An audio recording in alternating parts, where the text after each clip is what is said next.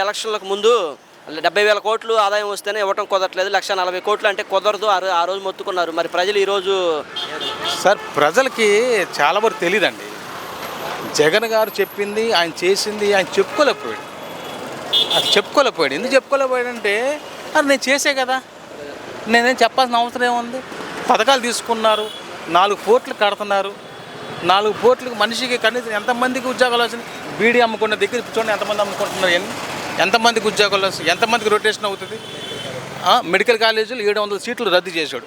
700 సీట్లు రద్దు చేశాడంటే ఎంతమంది చదువుకున్న పిల్లలందరూ పాడైపోతారు. విజయవాడ అన్ని చోట్ల రద్దు చేశాడు. అంటే డబ్బున్నవాడు ఒకటే చదువుకోవాలా?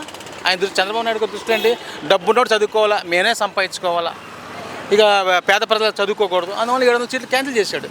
మరి దాన్ని ఎవరన్నా అడుగుతున్నారా? మరి దిశా చట్టం తీసేశారు. ఆడవాళ్ళకి పవన్ కళ్యాణ్ నేనున్నాను, కళ్ళు తీసే చట్టం తీసేస్తాను సార్. పవన్ కళ్యాణ్ దీనికి పనికిరాడు సార్. ఆయన ఊరిని షో చేసి జుట్టు ఇస్తటమైనా అంతకంటే ఏం చేయలేడు ఆయన.